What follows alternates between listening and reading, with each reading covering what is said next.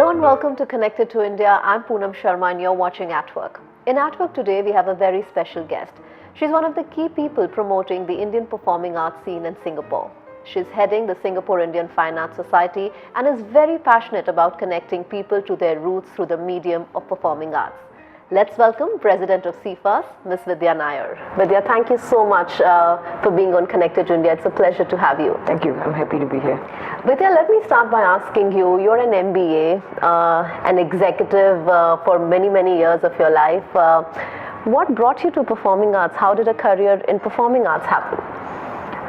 Well, it's an interesting question because in some ways I think I've always had it in me. I think at a young age I didn't probably realize it, but it's something that's been part of my life since I was a child. Mm-hmm. I mean, I was put to Bharatanatyam classes from the age of 5, and I enjoyed the experience of dancing to up to a certain extent. But I also found that at that age, now when I reflect, that when you don't have information about the art, you just practice it as an instructional exercise. But once you start to understand it, you start to appreciate what it means and what that communication is about. And I also came from a home where everyone listened to a lot of music, were engaged in performing arts. My father was very much active in the community. He was involved in many organizations. And you do play sitar yourself, so yes. Was it something again that your father influenced you to take up? Well, it's a funny story. It was my family was very keen that I should dance, largely to keep the weight down. Most of the main reason was actually that, and I didn't see that my weight was not changing because I danced. And I got disinterested in Bharatanatyam. It was basically on a whim that I just pointed at the sitar. I said, okay, I'll take that. I'll take sitar. Ravi Shankar is famous. Let me go do that. So he felt, okay, a woman can play a sitar. Mm-hmm. She'll look nice. You know, on stage it will look decent and elegant. So go ahead, learn the sitar.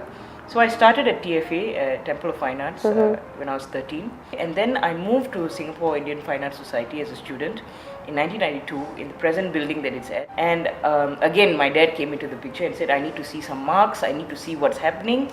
And at that time, that school was the only school that was giving report cards. Okay. So he wanted a report card, and so that's why I switched to SIFAS. And that's when the report cards started to come, and then there was clarity on where I was going. A lot has changed in 20 years for you as well, Vidhya. From being a student at SIFAS, you're now the president of the Singapore Indian Fine Arts Society. That's some journey. How do you reflect on that when you look back? I would say it's pretty amazing that how this came to be. I first ended up in SIFAS after I had left in 1996 as a student, because I'd gone overseas to study, and I had really had no contact with the place till 2016. So it's an exact period actually. When I got the offer to become principal there, in 2016 I took up the position as principal. So because I had, basically my career has been largely been in operations and in administration. I had worked for Jet Airways and I was running Jet Airways in Singapore, and I had also become a docent at the Indian Heritage Centre. So I had become very familiar with heritage, and the heritage bug had bit me at the time. As principal at SIFAS and having had the experience of the place 20 years ago, I was disappointed with what I saw. I knew that the place had deteriorated. It was a lot of it was the same, in the sense that it was still the school where you get legitimate report cards that tell you how you're doing, and people who have received the certificates and diplomas of SIFAS are of the highest standard in Singapore. That hadn't changed, but the way the school was being run was an issue. Some of the things had become outdated. We had entered the 21st century, but our operations was not 21st century. I basically flipped over from being the principal to the president. So, and we got a group together. Many of them were parents, professionals in the working, and many of them new Indians, incidentally. So who don't have the longevity of knowing SIFAS from an earlier time or Singapore for an earlier time, but they've been here at least 10-12 years, and many had taken up citizenship and they're part of the Singapore milieu. This is their home. So they also felt that we need to enter the new millennium with a greater vigor and find solutions, to make us the school of today. Yeah. So What are the changes that one can expect to see in the coming years in SIFAS, given the challenges you've just mentioned? First thing is that we took over in November. One of the things that we have already started working on, and it is a task to do, is to change the way we do our invoicing and the way in which we produce our records. Because one of the issues that we have is archiving our records. The institute is almost 70 years and we don't have enough materials to showcase our 70 years. So that's a major project that we've been doing, which is to digitalize a lot of our archives and also to create that memory bank, for the next generation. We also needed to rejig the alumni to get them more involved, and also find ways in which we can get students to perform more widely.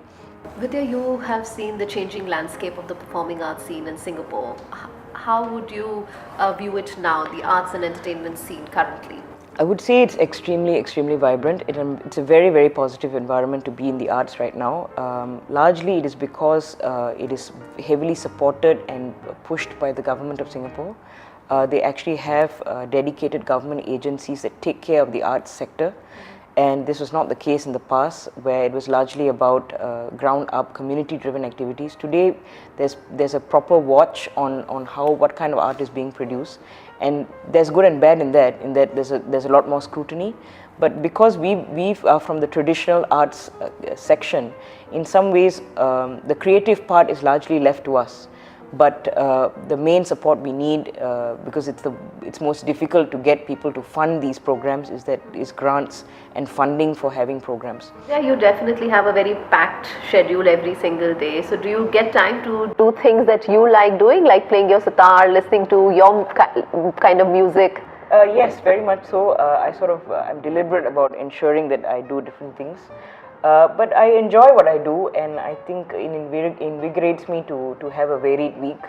I like to plan forward and ensure that I have different ingredients, for whatever. And I find that whatever I do inspires me to do the next thing. Thank you so much for being on Connected to India, Vidhya. It was a pleasure having you with us. Thank you for having me. Thank you.